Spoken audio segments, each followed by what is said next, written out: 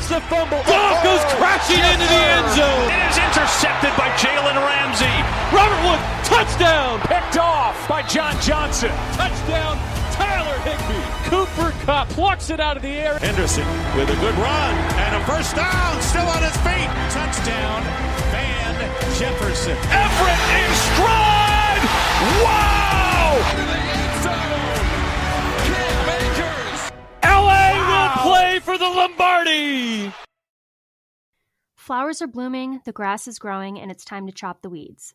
Thanks to our sponsor Manscaped, you can trim your holes safely and efficiently.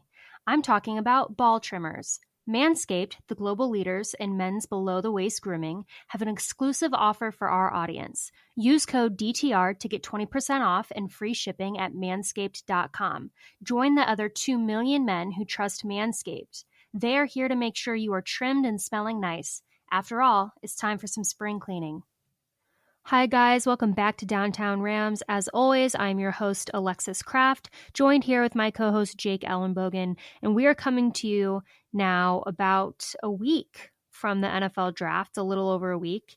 And Jake, we have been debating the draft for months now, basically since the NFL offseason started, and we're almost there. The big show is almost here, the draft. And now is the time where I think most fan bases are really getting down to the nitty gritty and trying to figure out what their team is going to do next week. And we're no exception as Rams fans. So Jake, I'll let you start this off as we just kind of preview the draft a little bit and give some of our ideas and opinions of what might go down next week with the Rams. Yeah, well, why don't you tell the audience where they could find us during the draft before we get into that? Yes, so next week during the draft, we will be doing a live draft show. Me, Jake, and our friend Adam Grego, who is Jake's co-host on the AJ show, all three of us for all 3 days of the draft, will be doing a huge live stream event that you will be able to watch live, and you are going to be able to stream that pretty much everywhere. YouTube. Jake, help me out here. We're going to try to make Instagram work. Yeah, we're going to try to make Instagram work. If you don't follow us already on Instagram, it's at Downtown Rams. We should, Twitter, Twitch. And then Facebook, I want to say. Yes, Facebook. Yeah. And we will be sharing those links, obviously, from our Downtown Rams accounts. And Jake and I will be sharing those links on our personal accounts as well. So that's really exciting, and that's going to be a lot of fun. If you watch, you can comment on it, and we'll see that, and we'll be trying to interact with everyone on there, and basically just giving our opinions on what's going on in the draft and predictions, and kind of commenting on the craziness every year that is the NFL draft. And there's always some controversial picks and decisions and trade ups and trade downs. So we'll be sure to bring our insight on that. But it's going to be pretty laid back. All three of us are friends. We all really love, obviously, the Rams, but also the NFL draft as a whole. So we're just going to be getting together, having a live stream, but it's going to be very laid back. We want to hear from you guys. We want you guys to interact with us. And it's going to be a lot of fun. I think it'll be, really, really fun to kind of experience the draft all together in person, which we couldn't do last year because of COVID. Yeah, absolutely. I mean, I thought, we did a good job of kind of audibling a little bit, for lack of a better term, and using Zoom. But I am proud to announce that we will be doing something way better than Zoom. I'll just leave it at that. Alexis, our friend of the show, Jordan Rodriguez, she dropped a mock draft. I don't want to spoil everything because, it is behind a paywall, and I don't want to, spoil that for her. But I will say her first pick, she had the Rams grabbing Ifeatu Melifonwu. Yes, Melifonwu, that name should sound familiar. You remember Obi Melifonwu from UConn. Now you have Ifeatu, who went to Syracuse, redshirt junior, 6'2", 212 pounds. He's projected, in my opinion, as a starting outside cornerback. But obviously as well as I do, the Rams, if they're going to go corner, they're going to be looking at a guy that can be that third guy. So likely slot corner. Have you been able to look into Melifonwu at all? What are your thoughts on him if you have? Yeah, I really like him. I recently released my positional rankings for the NFL draft, which I did post on our Downtown Rams Instagram. And I had him ranked as my 8th corner overall.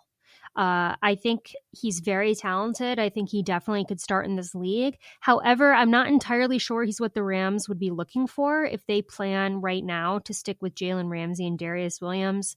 I'm not entirely sure that he's a good fit with those guys. So we'll see. If he's someone that they really love, they'll obviously make it work. They might have to change things around a little bit, but that was a little bit confusing to me just because I'm unsure of the fit. But she also is incredibly smart and knows a lot more than I do. So she's probably seeing something that I'm just totally missing. But as far as Melifonwu as a player, he's very good. I do think he's going to be a starter in this league probably for a while. So that would be, talent-wise, a good pick in the second round. So what you're saying is he's going to be better than his brother. I mean, who knows? It's if he's a starter in the league, he'll be better than Obi. But I think he has the potential to be a really good starter. I love that size. I love the speed. Tested very well. Look, I mean, this is somebody that, again, would be, having to play in, the slot corner spot, or they'd have to move Darius Williams there. But I mean, I'll tell you right now, I think having 3 interchangeable guys at cornerback is big. Then all of a sudden you go from being, in need of a slot corner to now you have Melifonwu and, David Long becomes good depth at, being the 4th corner. I think people are just a little worried. And I know, I can definitely speak for myself there. In regards to David Long as the 3rd corner, I definitely think they need to add somebody. This might be a little too early for cornerback, in my opinion. But nonetheless, Melifonwu would be a good pick. Another guy we've talked about, Asante Samuel Jr. Obviously, we know he has the bloodlines there. Famous Patriot cornerback. We've talked about him already. Now we just talked about Melifonwu. We talked about Samuel last week. Eric Stokes ran a really blazing 40. I believe it was like a 4.36 or something on that nature. What are your thoughts on him coming out of Georgia? Really like him. He's my number 4th rated corner. I think he's a 1st-round pick, though. So I definitely think that he's a 1st-round pick. So I don't think that he's even going to be there. If he is, that would be incredibly shocking to me. And I wouldn't, be mad with the pick, but I don't think he's going to be there, especially because I have heard a lot of other teams really like him that do pick kind of at the end of the 1st, where I think he's going to go. Cough, cough, Bills. So we'll see. If he's there, great. So, okay. So I think we could say you think, I mean, I don't have your list in front of me right now, but the guys like Newsome, Horn, Surtain, Farley, Stokes, you expect them to all be off the board by the time the Rams pick. Asante Samuel's a little up in the air for me. I don't know about you. I could definitely see him going in the 40s, maybe even the late 30s there in the 2nd round. The Rams do have pick 57, which they held last year when they traded Brandon Cooks away.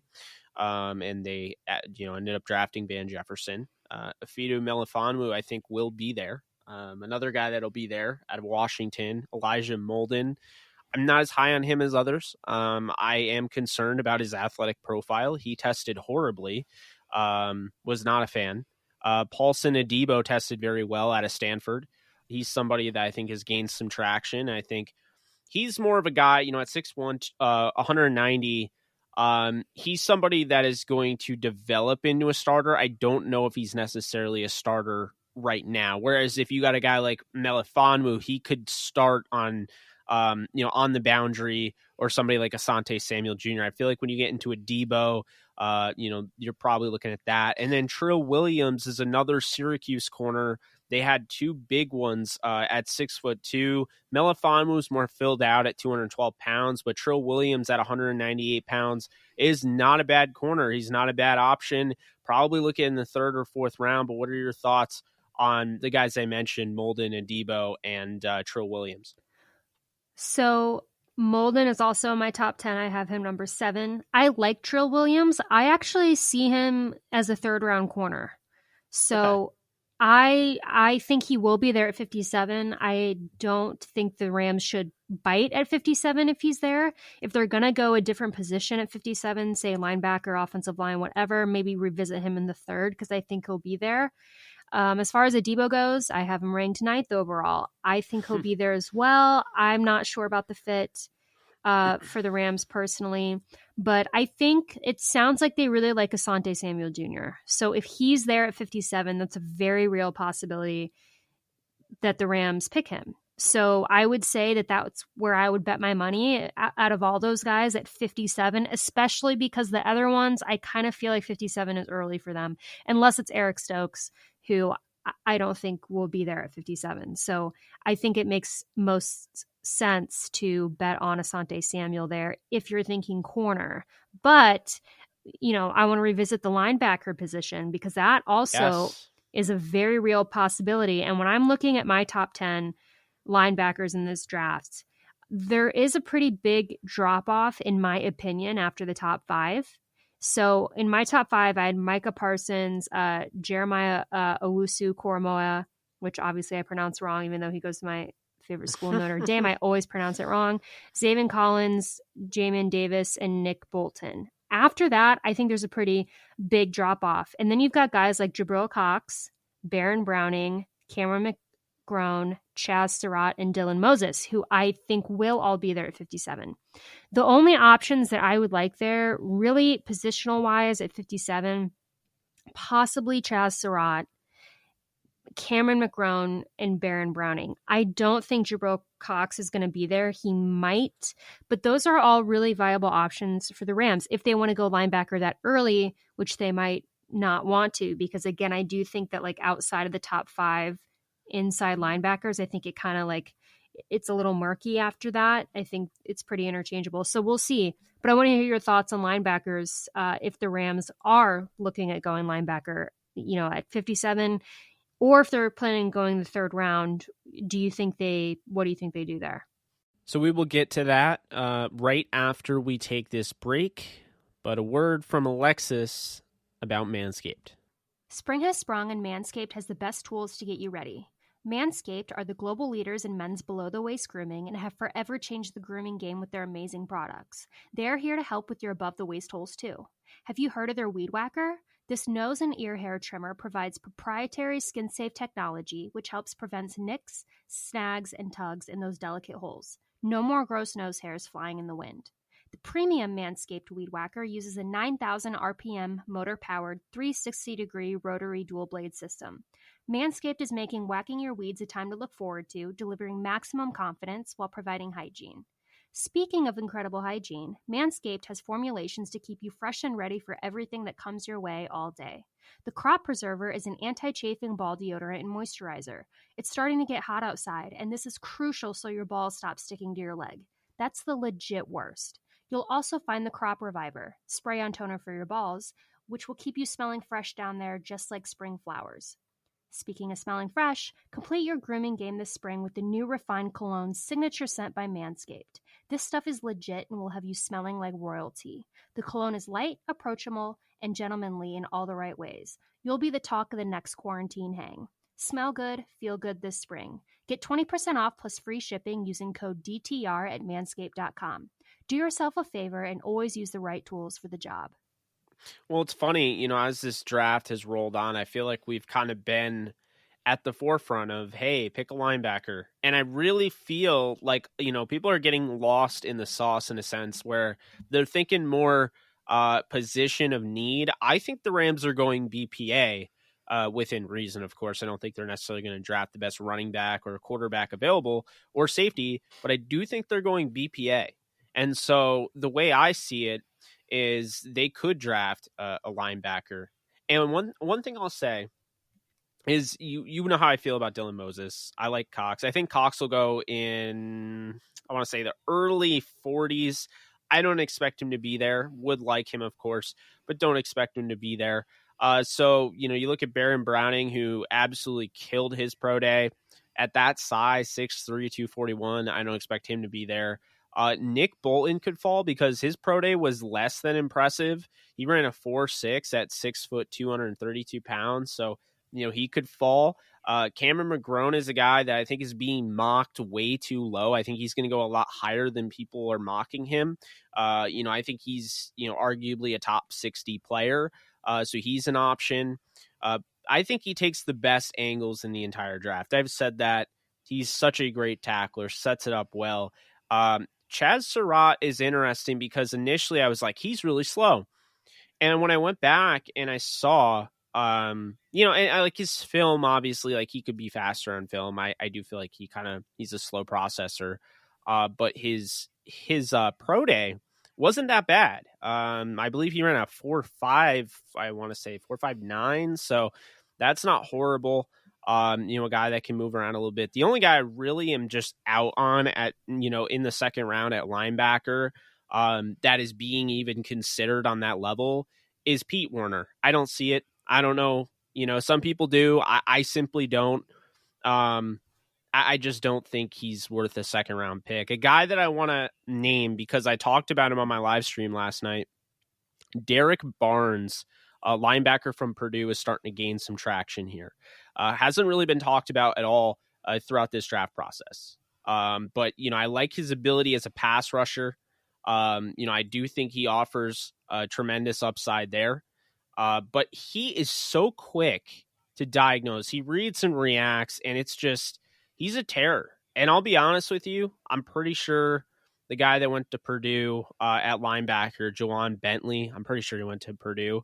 He kind of reminds me of Jawan Bentley of the Patriots, but I think he's got more upside. And man, that guy can rush the passer. So I like kind of what he can do, because if you go back and you watch the Washington football team game against the Rams when they won like 30-10, you'll remember very distinctly that Troy Reeder was used all over the field in a way that no linebacker all season was used. They kept blitzing him. He was rushing the passer.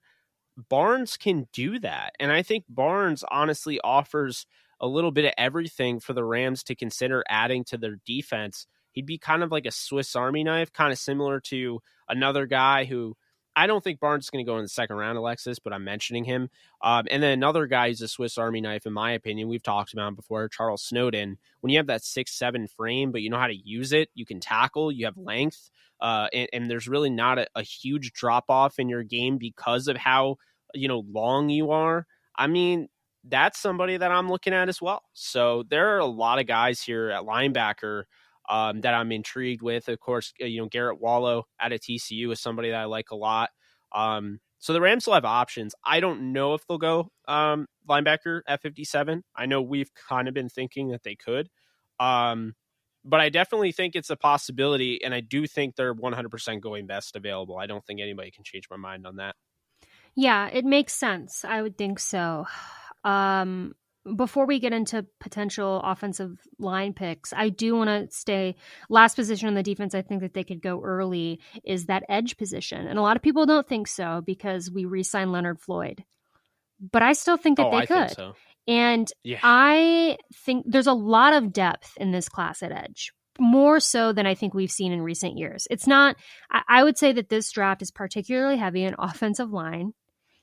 Yes. And the edge position, in my opinion. So there's a lot of guys, I think, that will be available at 57 for the Rams to take at that edge position.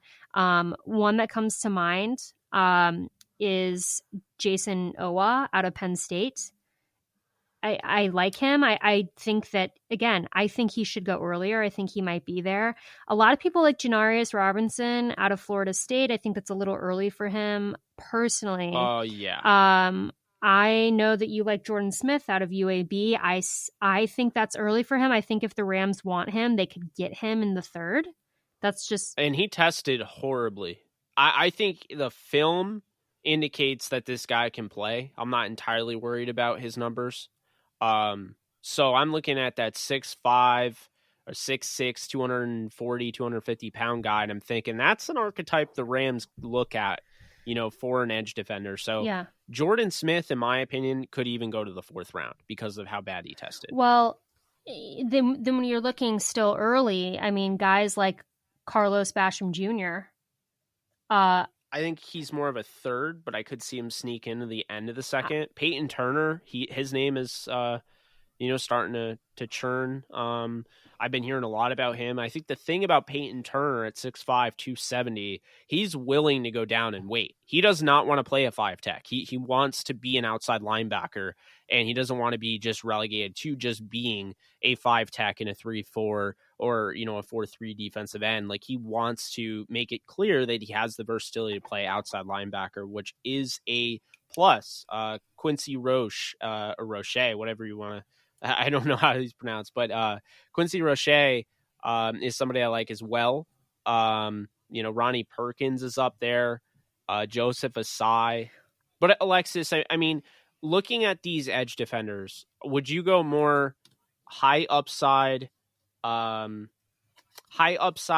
raw, or would you go with a guy that can kind of contribute right away and maybe not as much upside? I think you could go either way.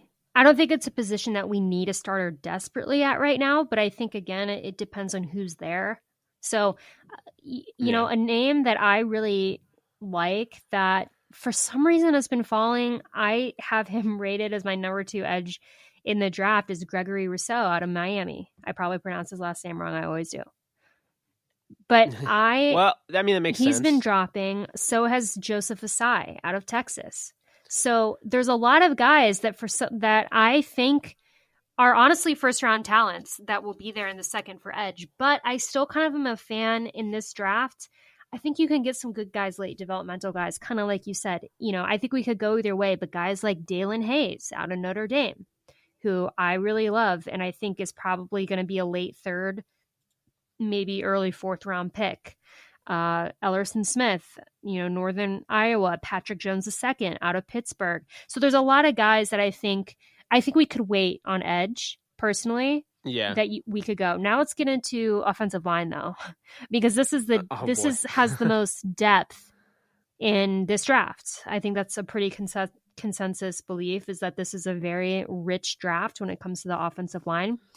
And you and I have said on this show that if he's there at 57, we would give an arm and a leg for the Rams to take Creed Humphrey, who is the true center out of Oklahoma, who is my number 1 rated interior offensive lineman in the draft. I believe you had him at number 2 for you. So we both think very highly of him. And, it sounds like he might be there. I mean, I don't think he will. I look at the teams that pick ahead of them and I'm thinking, I don't know, because, a lot of those teams, the Rams are picking they're making their first pick. Here's the problem, is that with the Rams not having a center, all these teams know that the Rams are going to be looking at a center. So it's going to be easy for a team to be like, I'll give you, X amount of picks or whatever to trade up to 56 because I want to jump the Rams. Yeah. You see what I'm saying? So I do see that. At center for me, I really do see a Drew Dahlman from Stanford, a guy that played center, but also played for Carberry, who Kevin Carberry, of course, is the new offensive line coach, and he was the offensive line coach at Stanford. So, keep an eye on the Stanford guys. You look at what the Rams have done for coaches in the past. I mean, look at, Brandon Staley bringing in Leonard Floyd and Justin Hollins. You look at Eric Henderson going out and getting a guy that he coached, UDFA, Eric Banks. It's it's definitely happened before. So, I wouldn't be surprised if they grab both Dahlman and they go out and get Walker Little. But as far as interior, I mean, Creed Humphrey's the best center in the draft. I know a lot of people are all over Quinn Miners. I've brought up multiple times on the live stream that look, I understand people like Quinn Miners, and it's easy to fall in love with a guy who in D3 threw guys around, was a bully. But, and obviously he played well at the Senior Bowl, not knocking him with that. But I don't think his technique is going to work at the next level. And that's the problem, is he's being coached by D3 coaching. So his technique works for what he needs to do now at Wisconsin Whitewater. But when he goes to an NFL team, it's going to be a little different. He's not going to be able to just throw guys around, because obviously NFL guys are a lot better than D3 guys. First off. Second, he's not the savior at center. He's never played center before. He's a guard. And just to assume that a guy can move over from guard to center, I think it's a little ignorant. But furthermore, it's extremely ignorant when you think about the fact that this guy's coming from D3. So, it'd be a huge adjustment. And I don't necessarily agree with picking him at 57 would make me upset. I don't even know if I'd pick him in the third. He's my 11th overall interior offensive line. I think when you look at, you've mentioned Notre Dame. I was super impressed with Aaron Banks. I wonder if he could slide in at center, because in this class, these guys that are really good at guard, you're going to see teams be like, hey, can you play center? We're running out of spots, on this board here, because as soon as Creed Humphrey, Josh Myers, Landon Dickerson go off the board, there's not a ton of centers left. I'm a big fan in Kendrick Green, as you know. So I would love Kendrick Green in the third. But aside from him, Trey Hill is super slow, very heavy-footed. That's not a guy I would touch. David Moore, somebody I love at a Grambling. Our own Blaine Grisack of Downtown Rams has been all over him from the get-go. If he could slide in at center, developmental guy, I'd be for that. I'm not even against Dahlman, but I can't justify spending a high pick on a guy from D3 who needs help with his his technical aspect of his game. Yeah, I think, Aaron Banks sliding to center is an interesting concept, because he might be able to pull that off. He played interior guard at Notre Dame, but like you said, I do think as rich as this draft is in offensive line, the center position, not so much. So there are going to be teams that I'm assuming have already had that conversation with guys, asking them, are you comfortable sliding to center? Have you worked out at center? Things like that are a very real possibility, because there is not as many centers in this draft as I think teams would hope. And it's Notre Dame. Like, if you're moving a guard at Notre Dame to play center in the NFL versus a guy from Wisconsin Whitewater who's played guard his whole life to move to center in the NFL, it's way different. Right. I feel like Aaron Banks is more likely to move over. I'd be interested to see Ben Cleveland. You have that athleticism. Banks is great. I don't have to tell you that. You watched plenty of him. 6'5", 338. That's a great size for a center. And then Ben Cleveland. I'm not high on Trey Smith from Tennessee. That's my problem, is that I'm really high on Kendrick Green. I'm really high on Creed Humphrey. Landon Dickerson I really like, but the problem is it's the injuries. Now, I want to bring this up because PFN is saying that they're reporting that there's this rumor, or rather buzz, that Landon Dickerson could fall to day 3. And if that's the case, Alexis, are you picking Landon Dickerson on day 3? Yeah, if I haven't gone that position already. Honestly, maybe even if I have. Yeah, because the upside is so huge with him. The injuries are obviously really concerning. That, a lot of players who have that history don't work out in the NFL. And he could be the same. He could be the exception, but I think it's worth a risk, especially if you get to the point in the draft where there's not another position you truly desperately need. And you're like, hey, let's take this guy. Let's see, because he has a really high upside. The later you take him, the lower the risk if it doesn't work out. So yeah, I would take him, but I just think that in this draft, the Rams are going to have to go offensive line at some point. I don't know if they're going to get it done early on. I don't know if they're going to wait and do it later, make some trades. I don't know what's going to happen, but we'll see. I just know that if you're going to go offensive line, this is the draft to do it. Now, sticking with the offensive line, we talked about interior. Are you looking at tackle in this draft, or are you kind of like, we're fine? Here's the thing. I think that this is a very deep draft with offensive tackle. Obviously, as we've been saying, it's deep with offensive line. And it depends on who's there because it's so rich, I could see a lot of great offensive tackles still being there in the second. But again, it's one of those things where I would take a tackle in the second, or I would do it like day 3, like 5th, 6th, 7th round, because I think that there is kind of that drop off. So I think if they're going to do it, they should take a guy early if someone they like is there, or wait. I mean, if Cosme's there at 57, or Mayfield, or Carmen, or Leatherwood, I mean, I'd be Eichenberg. I think is way too good to be there. But if he's there, then you kick them over at right tackle. Maybe move Havenstein to guard or something like that. Yeah. Or you trade Havenstein. I think if you're looking at like mid round, you'd probably want to go Walker Little.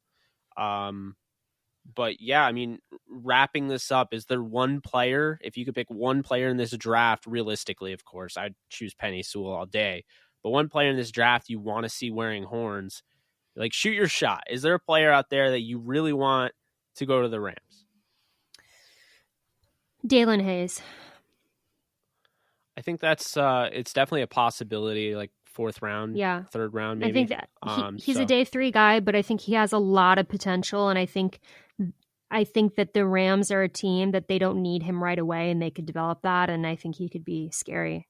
So, yeah, I mean, if I had to pick one guy, I mean, obviously the Creed Humphrey too. I hope he's there, maybe not, but what about you? I mean, I'd have to go Dylan Moses. He's been my guy. I've been following him since he was recruited out of high school, and I just have, been a huge fan of his game. And he's been through a lot with the injuries, but I do think it's more impressive that he played all of last year with a torn meniscus than not. So I think getting him would be huge for the defense, and I think you get him in there with the training staff that they have. With Reggie Scott, I mean, I think that'd be the way to go. But I mean, if we get like a DK Metcalf type of fall with him, and the Rams can scoop up both him and Asante Samuel Jr., you won't hear a word from me complaining wise. Yeah. Well, we'll see, but that's going to do it for us. As always, if you like what you hear, please like and subscribe. You can follow us on social media at Downtown Rams, Instagram and Twitter. We also have a Facebook page as well. You can follow me at the Alexis Craft. You can follow Jake at JK Bogan DTSN. And we will see you guys next week. Take care and go Rams.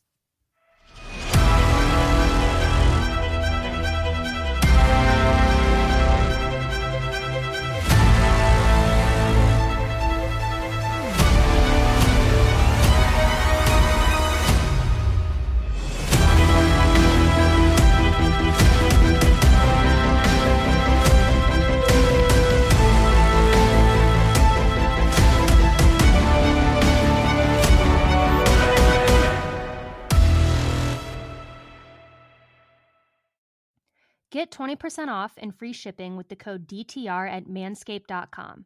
That's 20% off with free shipping at manscaped.com, and make sure to use code DTR. Unlock your confidence and always use the right tools for the job with Manscaped.